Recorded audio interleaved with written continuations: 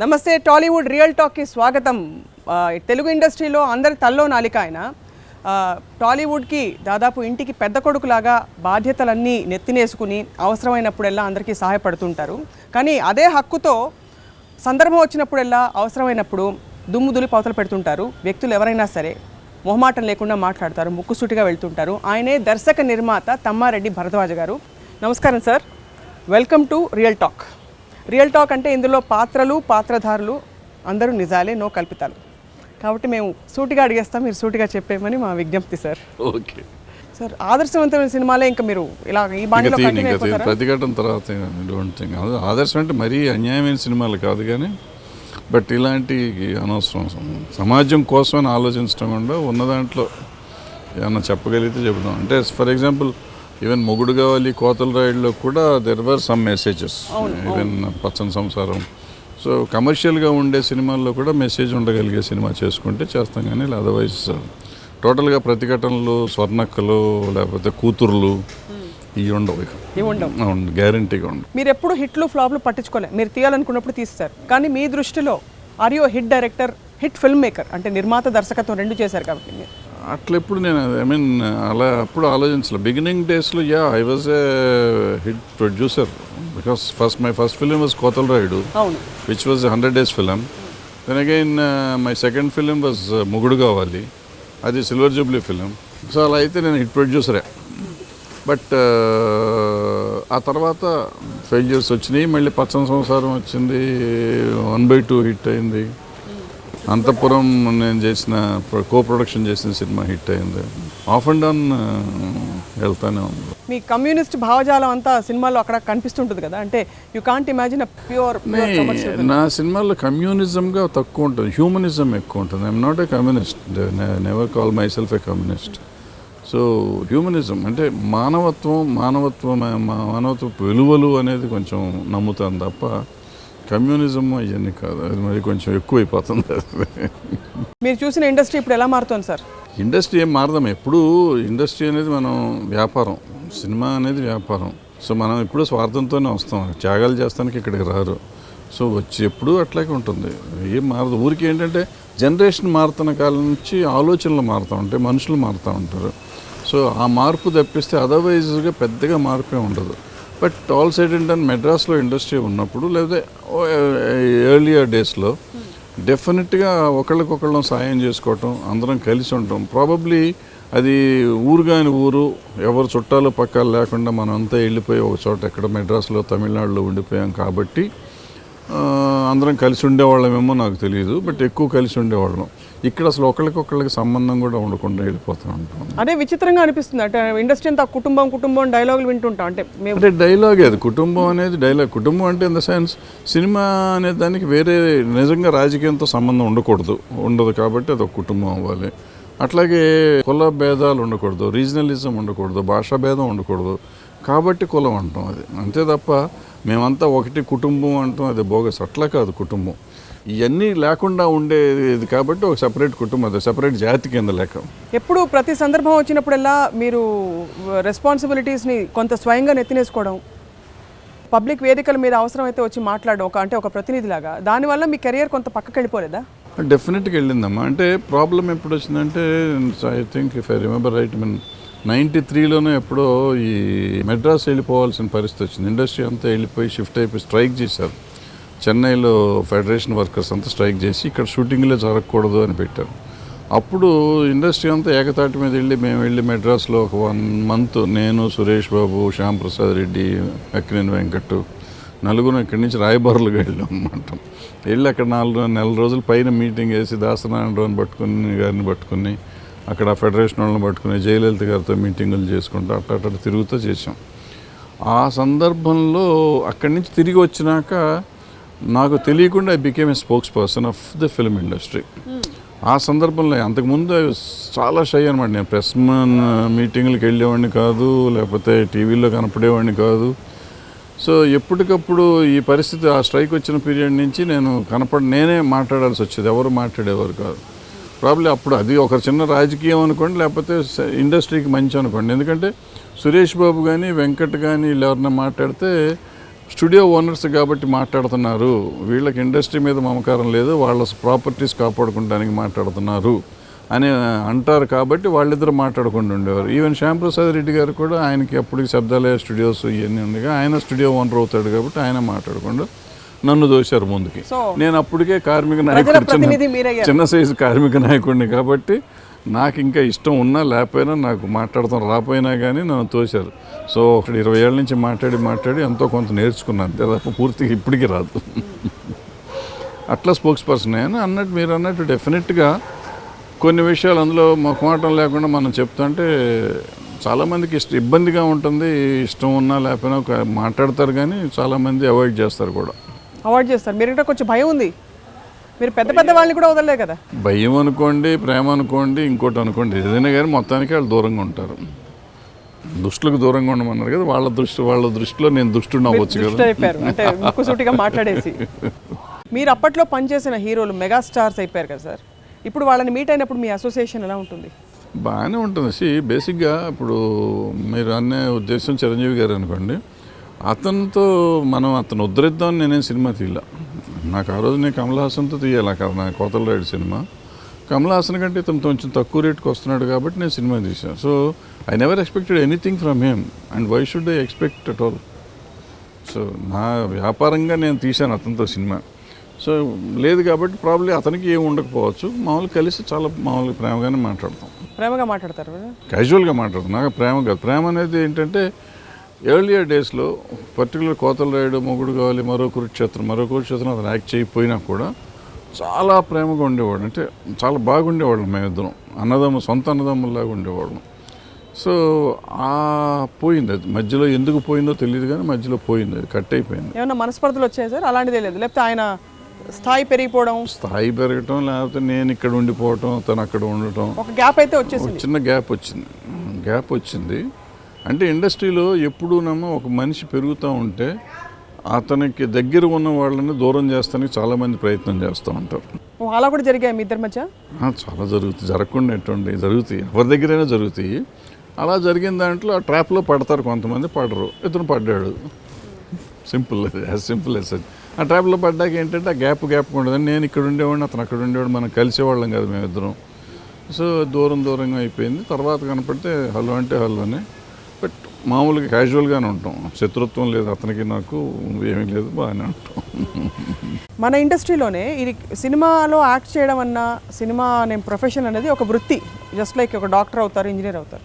కానీ ఒక విధమైన ఒక ఒక ఫాల్స్ అట్మాస్ఫియర్ ఉండి పెద్ద పెద్ద హీరోల చుట్టూ వాస్తవాలకు వాళ్ళని దూరంగా ఉంచే ప్రయత్నాలు జరుగుతూ ఉంటాయా? మామూలుగా చాలా ఎక్కువ జరుగుతూ ఉంటాయి. అంటే వాళ్ళు కూడా దూరంగా ఉండడానికి ప్రయత్నం చేస్తారు. ఇప్పుడు ఎవరైనా కానీ ఫెయిల్యూర్ని డైజెస్ట్ చేసుకోలేరు. చిన్న సక్సెస్ని కూడా పెద్దదానిలాగా తీసుకుంటారు, బట్ చిన్న ఫెయిల్యూర్ని కూడా అసలు తీసుకోలేరు. అందుకని మనం పక్కన ఉన్నవాళ్ళు, చుట్టూతో ఉన్నవాళ్ళు ఆ ఫెయిల్యూర్గా చెప్పరు. వీళ్ళు కూడా నమ్మకుండా తిరుగుతుంటారు, తెలిసినా కూడా తెలియనట్టు నటిస్తూ ఉంటారు.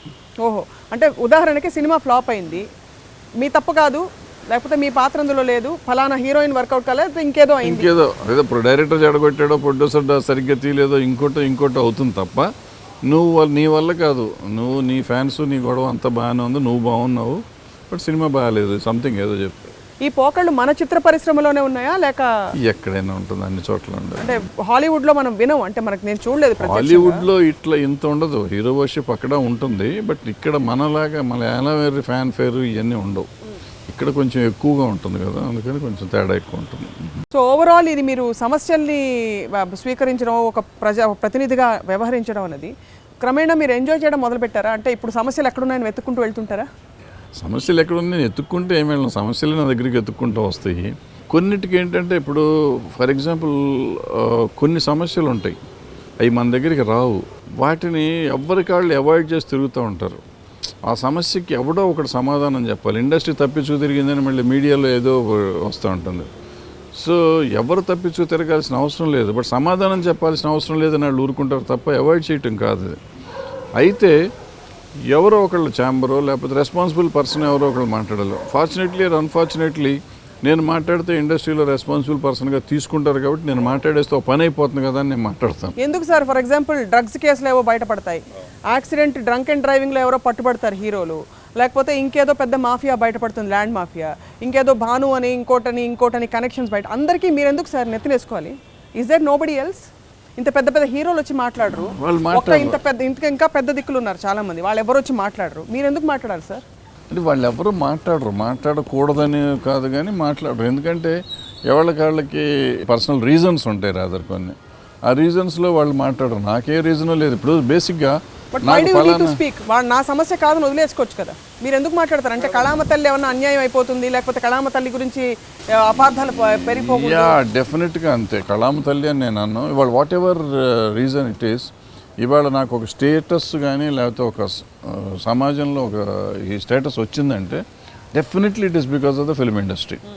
సో ఆ ఫిల్మ్ ఇండస్ట్రీకి నా గ్రాటిట్యూడ్ నేను ఇలానా చూపించుకోవాలి. ఎందుకంటే ఫిల్మ్ ఇండస్ట్రీ మీద ఎవడో బురదలుదంటే నా వల్ల ఆపగలిగే శక్తి ఉన్నప్పుడు నేను ఎందుకు ఆపకూడదు? శక్తి ఉన్న వాళ్ళు చాలామంది ఉన్నారు కదా, వాళ్ళు జరుపుతారులే, వాళ్ళు తీసేస్తారులే బురదని నేను ఎందుకు ఊరుకోవాలి? నా శక్తి నేను చేస్తాను, మిగిలినోడు వస్తాడు లేకపోతే లేదు. అంతేగాని వాళ్ళు ఎవరో చేస్తారు, నేను ఎందుకు ఊరుకోవాలి? నన్ను ప్రజలు కానీ లేకపోతే సినిమా ఇండస్ట్రీ కానీ ఆ రోజు వీడెవడు అని చెప్పి వదిలేలా. నన్ను ఆ రోజు సినిమా ఇండస్ట్రీ కౌగిలించుకుంటేనే కదా ఇండస్ట్రీలోకి వచ్చాను. టాలెంట్ ఉంది కాబట్టి కౌగిలించుకుంది కదా, ఉందా లేదా అని టాలెంట్ లేకపోతే ఇప్పుడు ఊరికి అందరినీ కౌగిలించుకుంటుందండి. Depends of course. మీరు అట్లా తీసుకుంటే అట్లా ఎందుకు తీసుకోవాలి? నెగిటివ్గా ఎందుకు తీసుకోవాలి? పాజిటివ్గా నేను ఐ వాజ్ జూనియర్ ఇంజనీరింగ్ చేసి ఉద్యోగంలో చేరాను. నేను ఉద్యోగంలో చేరి ప్రాబ్లీ రిటైర్ అయ్యేటప్పటికి అయ్యి ఉంటే ఒక సూపరింటెండెంట్ ఇంజనీర్ అయ్యామండాము. బట్ అంత పాపులర్గా వాళ్ళు ఉన్న స్టేటస్ అయితే ఉండేది కాదు. మధ్యలో ఇంకో రకమైన స్టేటస్ ఉండేది. అఫ్కోర్స్ సూపరింటెండెంట్ ఇంజనీర్ రిటైర్ అవ్వటం అంటే మామూలు స్టేటస్ కాదు, అది మంచి స్టేటస్.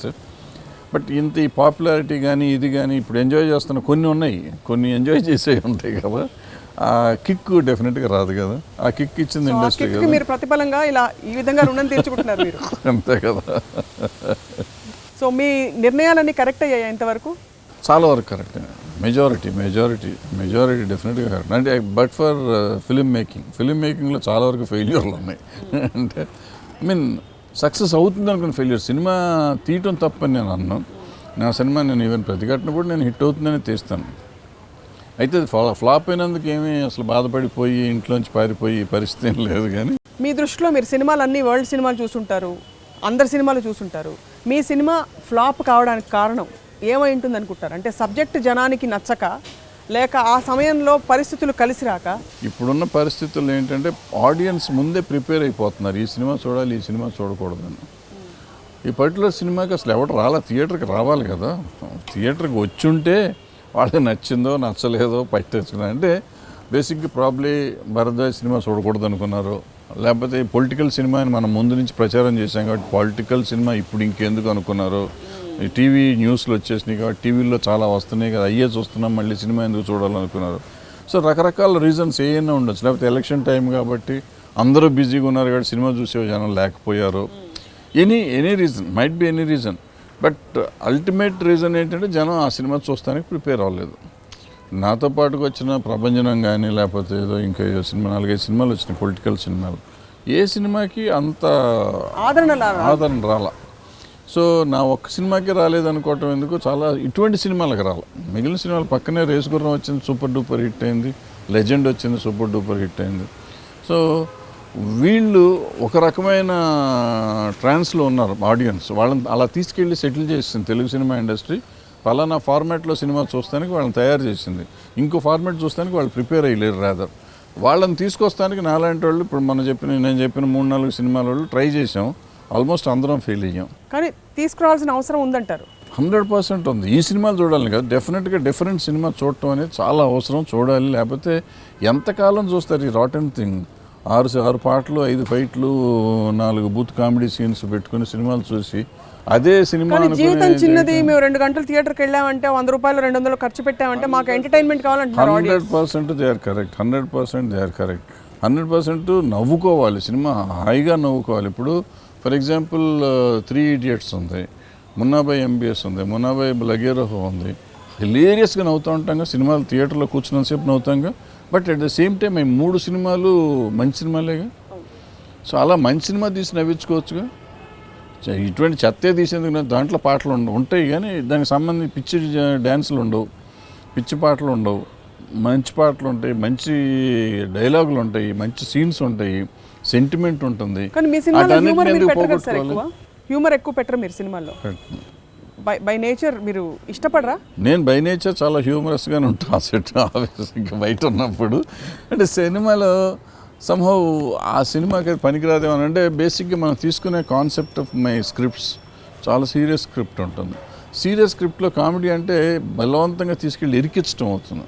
ఇరికించడం అనేది డీవియేట్ అవుతుంది. ఇప్పుడు పక్క సినిమా వాడిని తప్పు అని నేను అంటా, నా సినిమాలో అదే పని చేస్తే కరెక్ట్ కాదుగా. మీ సినిమాలు సార్ పర్సనలీ నేను చూసినంత వరకు, వెదర్ ఇట్స్ నేను వేసానని సినిమా కాదు, పోతే పోనీ కానీ మిగతా సినిమాలు కానీ, స్టోరీ చాలా కంపెలింగ్గా ఉంటుంది. అంటే మనం అసలు ఆలోచన బాగా తీవ్రంగా ప్రభావితం అవుతుంది చూస్తే ఆ సినిమాలు. మీరు ఎంచుకోవడమే ఆ కథాంశాలు ఎంచుకుంటున్నారు. ఇప్పుడు అందులో నిజంగానే మీరు అన్నట్టు హ్యూమర్ ట్రాక్ పెట్టడం కుదరదు. సో ఇప్పుడు ఏమన్నా అయితే ఇప్పుడు మీరు హార్డ్ సందేశాత్మక చిత్రాల నుంచి కొంత లైట్ అండర్ కరెంట్ ఉండే సినిమాల వైపు డెఫినెట్గా ఒకవేళ చేస్తానో చేయనో కూడా తెలియదు. చేస్తే మాత్రం అలాంటివి చేస్తాను. ఎందుకు చేయరు సార్? మళ్ళీ చేయాలంటే డబ్బులు కావాలి కదా, డబ్బులు ఎక్కడ దొరుకుతాయి? సినిమా అనేది బిజినెస్ అమ్మా, డబ్బు లేకుండా ఏ పని జరగదు. ఫైనాన్షియల్గా మనం చేయటం అనేది కష్టం అనే విషయం. ఇప్పుడు మరింతగా చిత్ర పరిశ్రమ రెండుగా చీలిపోయిందని బయట అనుకుంటున్నారు. అంటే చీలకపోయినా కూడా అలాంటి ఫీలింగ్ వచ్చేసింది. ఇప్పుడు మీరు పెద్ద దిక్కు, ఇటువైపు పెద్ద దిక్క, అటువైపు పెద్ద దిక్క? నేను సినిమా ఇండస్ట్రీ వరకే కానీ ఇటు అటు అని నాకు లేదు. నేను ఇటు అవును. ఇప్పుడు బేసిక్గా నా ప్రాబ్లం ఏంటంటే, నేను తెలంగాణ వాళ్ళకి తెలంగాణ వాడిని, ఆంధ్ర వాళ్ళకి ఆంధ్ర వాడిని. అసలు నేను ఎవరినో నాకు తెలియదు. అంటే ఇవాళ ఈ సపరేట్ అయిన విషయం కానీ వీళ్ళు మాట్లాడుతున్న తీరులు చూస్తుంటే కొంచెం నాకు ఇబ్బందికరంగా ఉంది. నేను ఎటు అనేది చెప్తానికి కూడా ఇబ్బందికరంగా ఉంది. అంటే I'm not talking about film industry. I have friends ఇటు కానీ అటు కానీ బయట నా కామన్ మెన్ చాలామంది సినిమా ఇండస్ట్రీకి సంబంధం లేని వాళ్ళు ఫ్రెండ్స్ ఉన్నారు. వాళ్ళ మధ్య తిరగటం కూడా ఇబ్బందికరంగా ఉంది నాకు ఈ మధ్యకాలం ఆఫ్టర్ సెపరేషన్ పర్టికులర్లీ. అంటే లాస్ట్ 4-5 years నుంచి సెపరేషన్ కూడా వచ్చి సీరియస్ అయిన కాడి నుంచి ఈ రెండు వర్గాలు, రెండు రీజన్స్లోనూ చాలా ఇబ్బందికరంగా ఉంది. ఎందుకంటే all this time, all my life అసలు ఈ కులాలు కానీ మతాలు కానీ రీజన్స్ కానీ లేకపోతే ఇటువంటి ఆలోచించి కానీ చెప్పింది లేదు, చూసింది లేదు. ఇప్పుడు కొత్తగా ఏదేదో మాట్లాడుతుంటే అదేదో గ్రీక్ అండ్ లాటిన్ లాగా ఉంది, అర్థం కావట్లా. So I'm not able to digest. అసలు ముందు ఇదిగా కష్టంగా ఉంది. ఇప్పుడు 2 ఛాంబర్స్ ఉండబోతున్నాయని వార్తలు, వదంతులు. 2 ఛాంబర్స్ ఉన్నాయేమో, అదంతా ఇప్పుడు అనవసరంగా పిచ్చిగా చెప్తున్నారు. Hyderabad film chamber of commerce అనేది 1945లోనే ఎప్పుడో వచ్చింది. అంటే అప్పటి నుంచి ఉంది. అంటే 55 అదిను ఇదో 13, దగ్గర 60 years నుంచి అది ఉన్నది ఛాంబర్. సో ఇవాళ కొత్తగా రావాల్సిన అవసరం లేదు, అది అప్పటి నుంచి జరుగుతూనే ఉంది. ఇక్కడ సైలెంట్ డేస్లోనే సినిమాలు తీశారు ఇక్కడ హైదరాబాద్లో. ధీరన్ గంగూలీ గారు ఇక్కడ 10-12 సినిమాలు తీశాడు సైలెంట్ మూవీస్. ఆ తర్వాత అజంతా స్టూడియో వేరే పేరు మీద ఏదో ఉండేది, సింగర్ చేశారు. ఆ తర్వాత సారథి స్టూడియో వచ్చింది 60s నుంచి. సో ఇక్కడ ఇండస్ట్రీ ఇక్కడ మొదటి నుంచి ఉంది, కొత్తగా వచ్చిందేం లేదు, దీన్ని ఉద్ధరించింది ఎవరేమీ లేదు. కానీ మేమే ఇండస్ట్రీని తీసుకొచ్చామని అంటుంటారు చాలామంది. ఏదో చెప్తూ ఉంటారు, ఎవరికాళ్ళు చెప్పుకోవాలి కాబట్టి ఎవరికాళ్ళు ఏదో ఒకటి చెప్తూ ఉంటారు. ఫ్లైట్లో తీసుకొచ్చారేమో, ట్రైన్లో తీసుకొచ్చారు. సో అన్నీ జరుగుతూ ఉంటాయి, దాని గురించి పెద్ద ఇష్యూ కాదు. బట్ ఏంటంటే ఇక్కడ అక్కడ అనేది అసలు ఉండదు. తెలుగు సినిమా మనం తీసేది బేసిక్గా ఏ సినిమా తీసినా కానీ 2 చోట్ల ఆడితేనే మనకు డబ్బులు వస్తాయి. తెలంగాణలో కానీ ఆంధ్రాలో కానీ సినిమా ఆడితేనే మనకు డబ్బు అనేది వస్తుంది. సో నేను ఒక రీజియన్కి సినిమా తీస్తే, ఒట్టి తెలంగాణ కోసం ఒట్టి ఆంధ్ర కోసం సినిమా తీస్తే రికవరీ అవ్వదు, సినిమా డబ్బులు రికవర్ అవ్వవు. ఇప్పుడు మనం అందరం కలిసి తెలుసుకోవాల్సింది ఏంటంటే, అసలు ఈ సినిమా ఇండస్ట్రీకి కావాల్సింది ఏంటి? ఆల్రెడీ లాంగ్ పెండింగ్ ఒక 4-5 ఏళ్ళుగా కొన్ని సమస్యలు మనం గవర్నమెంట్తో మాట్లాడుతున్నాం. ఒక గవర్నమెంట్ ఉన్నప్పుడే అయ్యే తేల్చుకోలేకపోయాం. ఇప్పుడు 2 గవర్నమెంట్తో మాట్లాడి 2 తేల్చుకోవాలి. దాని గురించి మనం ఆలోచించుకోకుండా ఛాంబర్ పెడదామా, 2 నెంబర్లు పెడదామా, 36 ఛాంబర్లు పెడదామా అని అనుకుంటే మూర్ఖత్వం, పిచ్చితనం తప్ప ఇంకేముండదు. కొంతమంది గతంలో దొంగ నోట్ల కేసులో పట్టుబడ్డ వాళ్ళు కూడా ఛాంబర్లు పెడుతున్నారు కదా, నిజమా? దొంగలు, దొరలు, దోపిడీదారులు, ఇటువంటి వాళ్ళు, కేసులు ఉన్నవాళ్ళు, కేసులు లేని వాళ్ళు అన్ని ఇండస్ట్రీస్లోనూ ఉంటారు. అట్లాగే ఇక్కడ ఉన్నారు, వస్తారు పోతారు, అదేముంది. విడిపోతే సమస్య పరిష్కారం కాదు, ఇంకా జటిలం అవుతుంది. అందరం కలిసికట్టుగా వేళ్ళని బిగించుంటే, అంటే ఇప్పుడు బేసిక్గా వాళ్ళు కలిసి ఉండి తీరాలి, ఉంటేనే ఇండస్ట్రీ బతుకుతుంది. ఇండస్ట్రీ వాళ్ళు బతకాలంటే కలిసే ఉండాలి. ఎందుకంటే 2 రాష్ట్రాల్లో సినిమా ఆడాలి. 2 రాష్ట్రాలు ఆడాలంటే ట్యాక్స్ సిస్టమ్ ఒక సిస్టమ్ ఉండాలి. ఒక సిస్టమ్ ఉండకుండా ఇప్పుడు తెలంగాణకి నేను తగ్గిస్తాను, ఇక్కడ తీస్తే ఇంతకుముందు మనం తెలుగు సినిమా తీస్తే బయట లాంగ్వేజ్ సినిమా ఇక్కడ చేస్తే 24% ట్యాక్స్, ఇక్కడ చేస్తే 7% ట్యాక్స్ అన్నాం. ఫర్ ఎగ్జాంపుల్ రేపు ఆంధ్ర వాళ్ళు మేము ఎగ్జామ్షన్ ఇస్తాము, అక్కడ 5% ఇస్తాం, మీరు బయట అంటే అది ఇక్కడ బయట స్టేట్ అవుతుంది. అవును, ఇక్కడ చేస్తే అప్పుడు 50% బయట నుంచి వచ్చింది 50% తెలంగాణలో పెట్టినా, లేకపోతే ఆంధ్రాలో బయట నుంచి వచ్చింది 50% వాళ్ళు పెట్టినా, తెలుగు సినిమా రెండో స్టేట్లోకి వెళ్ళేటప్పుడు 50% ట్యాక్స్లోకి వెళ్ళిపోతుంది. అలా కాకుండా ఈ 2 స్టేట్స్ని ఒప్పించుకొని 2 స్టేట్స్లోనూ ఒకే యూనివర్సల్ ట్యాక్స్ సిస్టమ్ పెట్టించుకోకపోతే వీళ్ళు చాలా ఇబ్బందుల్లో పడతారు. సో అది ఫస్ట్ మాట్లాడుకోవాలి. ఇటువంటి రకరకాల సమస్యలు ఉన్నాయి.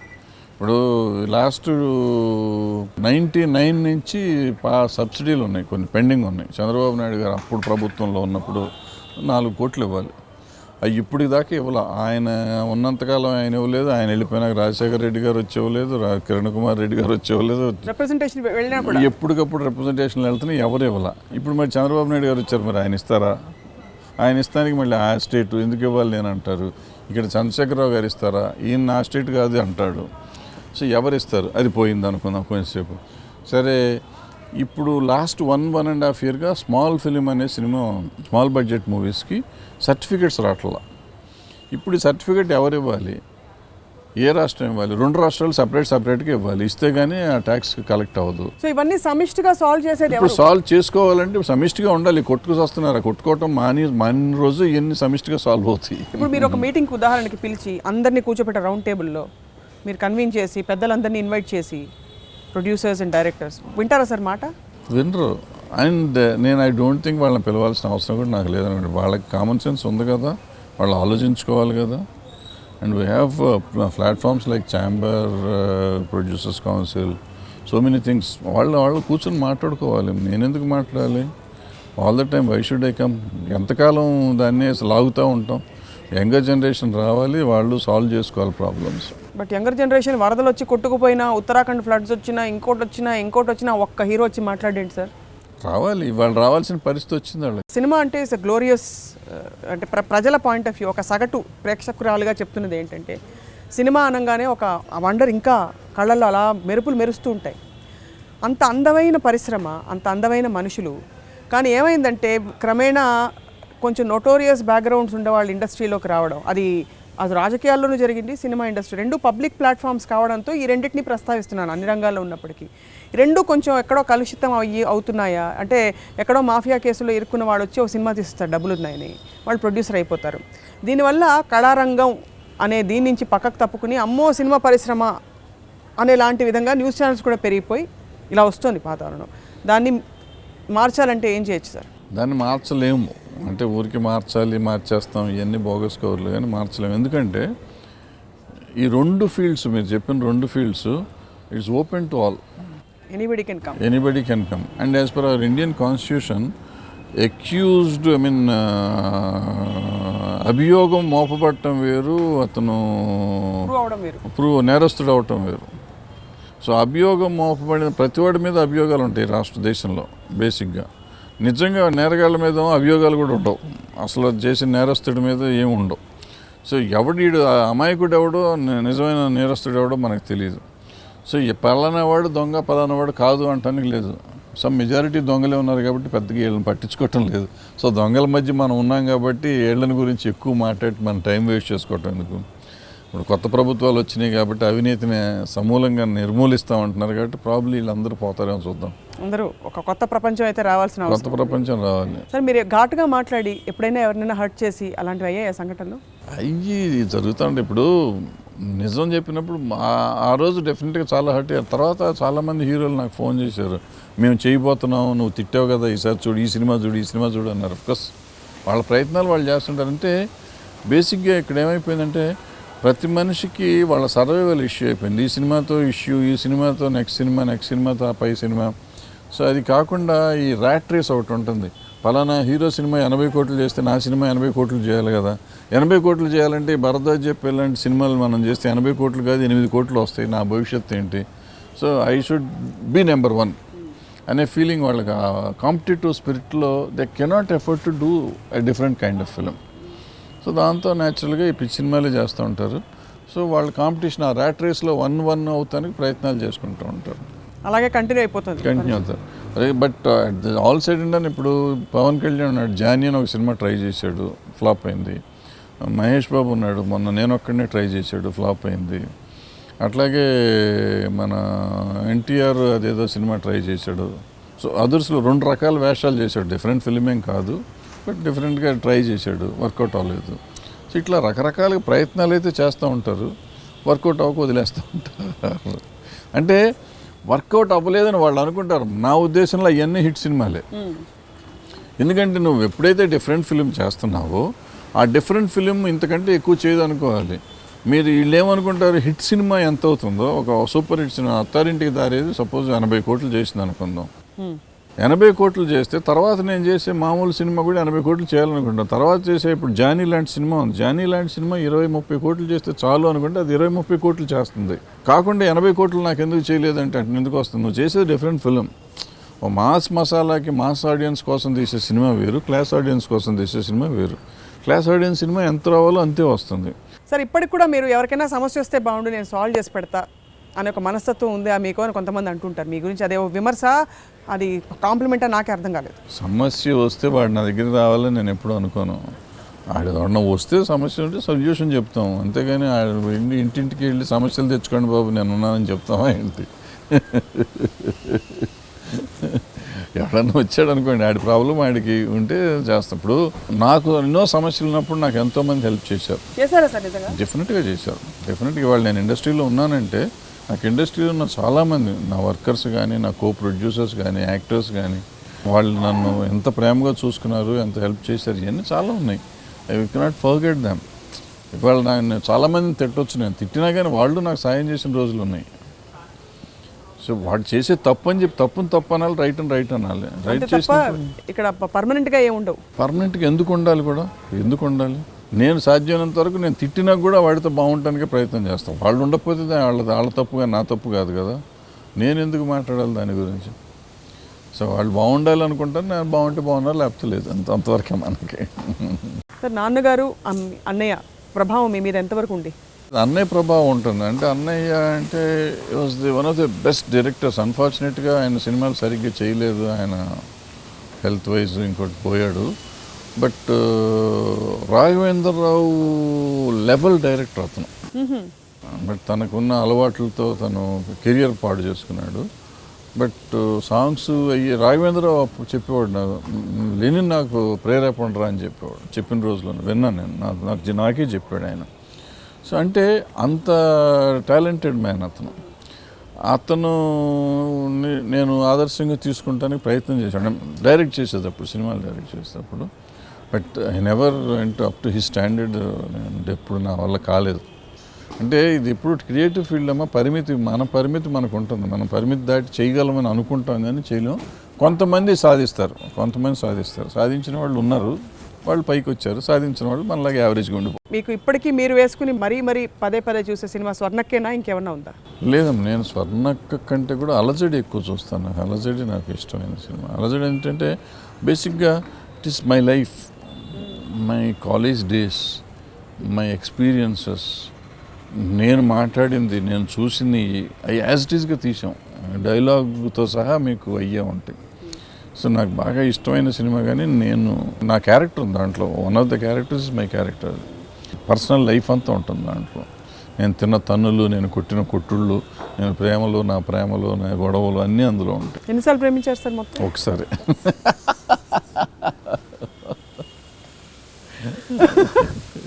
అన్నీ దాంట్లో ఉన్నాయి కాబట్టి I still love that film. Sir very good looking, మంచి హైట్, పర్సనాలిటీ ఉండే మీలాంటి వ్యక్తి ఒక్క సినిమాతో ఎందుకు ఆపేశారు యాక్టింగ్? నేనేం ఆపలా, జనం ఆపేశారు. బాగా చెప్పారు. You really have good sense of humour sir. ఆపేశారంటే మళ్ళీ తర్వాత అవకాశాలు రాలేదా, లేకపోతే అంటే వచ్చి కూడా మీరు వద్దులేని?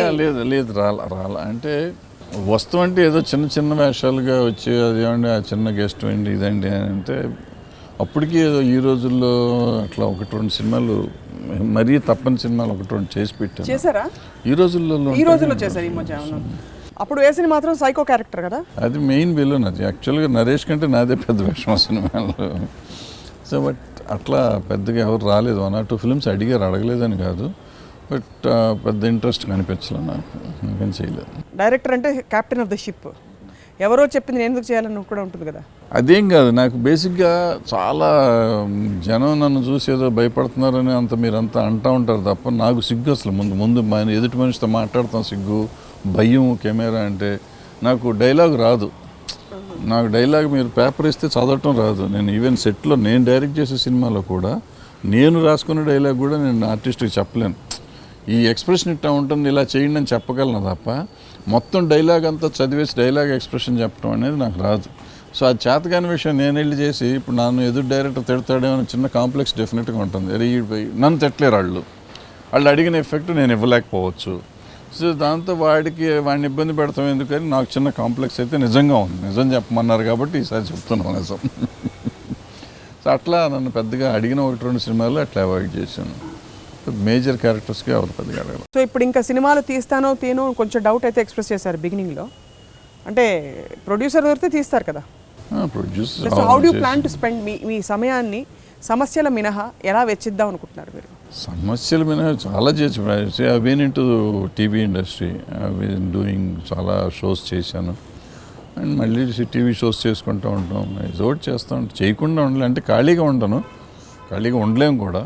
ఏదో పని చేస్తాను ఉంటాం, పని లేకుండా అయితే బతకలేం కదా. సో పని చేసుకుంటాం, ఉద్యోగాలు ఇస్తే ఉద్యోగం చేస్తాం, ఉంటే షోస్ చేస్తాం, ఏదో ఒకటి చేసుకుంటాం. బతకాలి కదా ముందు, అదొకటి ఇంపార్టెంట్ కదా. సో ఆల్ సైడ్ ఇప్పుడు మీరు మాత్రం ఒకటి సార్, ఆనెస్ట్లీ మీరు కోటలు మెడలు అయితే కట్టలేదు ఇండస్ట్రీకి వచ్చి, కట్టాల్సిన అవసరం కూడా లేదు కదా. హ్యాపీగా ఉన్నాం కదా, ఎందుకు. దేర్ ఆర్ డేస్ డబ్బు లేదు అనుకుంటాం కానీ ఒక ఇబ్బందికరమైన పరిస్థితుల్లో నేను ఉన్నప్పుడు ఒక చిన్న ఎక్స్పీరియన్స్ చెప్తా. డబ్బు మీద ఎందుకు నాకు ఒక రకమైన ప్రేమ కూడా లేదు అని, అసలు దాని మీద అసలు ఒక రకమైన చిరాకు కూడా ఉంది. డబ్బు బాగా ఇబ్బంది, రూపాయి కష్టమైన సందర్భాలు నాకు ఉన్నాయి, 1-2 సందర్భాలు. ఆ సందర్భంలో ఒకరోజు 8,000 రూపాయలు, నేను అప్పటికి కోతల రాయుళ్ళు, మొగుడు కావాలి, పెద్ద సినిమాలు అన్నీ తీసేసి బాగా ఉన్నాను, అయిపోయింది, బాగా ఇబ్బందుల్లో ఉన్నాను, రూపాయి ఇబ్బంది. ఒకరోజు I was force to carry 8,000 rupees, a small meagre amount to compare to my career. అల్లజళ్ళు గిలజళ్ళు ఇవన్నీ 40 లక్షలు 50 లక్షల సినిమాలు తీసిన ప్రొడ్యూసర్ని, డైరెక్టర్ని అయ్యుండి ఒక 8,000 రూపాయలు ఇక్కడి నుంచి విజయవాడ క్యారీ చేయాలి. It was so difficult. ఆ డబ్బు పోతుందేమో అని జేబు మీద చేయి పెట్టుకుని ఇట్లా పట్టుకుని రాత్రంతా నిద్రపోకుండా బస్సులో నేను ప్రయాణం చేసినాక ఆ డబ్బు విలువ తెలిసింది. ఇంత ఇబ్బందికరంగా డబ్బును సంపాదించి దాచుకోవటం కంటే సంపాదించకుండా ఉన్నదంతా సుఖంగా ఉండటం బెటర్ కదా అనే ఫీలింగ్. ఇక్కడ నేను చెప్పట్టు కొడతాను సార్, బికాస్ వాస్తవం దానికి అంత ఇంపార్టెన్స్ ఇస్తే అది పోతుందేమో అని భయం కూడా ఉంటుంది. దాంతోపాటు ఎప్పుడు మెంటలీ ప్రీఆక్యుపైడ్గా. ఇప్పుడు అనవసరం, ఇప్పుడు ఏ బాధ లేదు, ఉంటే ఉంది లేకపోతే లేదు. బతకగలం కదా, బతికినంతకాలం హ్యాపీగా బతికితే చాలు కదా. ఇప్పుడు డబ్బు దాచుకుని దానికి కాపలా ఉండి జబ్బులు మందులు ఇవన్నీ మాకులు కంటే లేకుండా ఉండటం బెటర్ కదా అనే ఫీలింగ్ నాకు. ప్రాబ్లీ ఇంకోటి అనుకోవచ్చు, ఇటు సంపాదించలేక ఇటువంటి కౌరులు చెప్తున్నప్పుడు ఐ డోంట్ కేర్, ఎవడేమనుకుని నాకేం, ఐ షుడ్ బీ హ్యాపీ. ఎదుటోడు హ్యాపీగా ఉండాలి, నేను హ్యాపీగా ఉండాలి, నా పిల్ల హ్యాపీగా ఉండాలి. Yeah we are happy. Brilliantly put sir, it's a very చాలా కరెక్ట్ పాయింట్ చెప్పారు మీరు. ప్రెషియస్గా, ఎక్కువ ప్రెషియస్ అనుకుంటే దాచుకుని కాపాడుకోవడంలోనే ఎనర్జీ అంతా పోతుంది, హాయిగా బతకలేం. సో ఇవాళ మాకు నిజంగానే రియల్ టాక్ ఇది. దడదడని అడగాల్సినవన్నీ మీరు యాజ్ యూజువల్ ఎప్పుడులాగా చెప్పేశారు. మళ్ళీ will be coming back to you sir. సమస్యలు వచ్చినప్పుడు మీరు కూడా మాకు క్లారిటీ ఇవ్వాలి తప్పకుండా. Thank you very much. నమస్తే.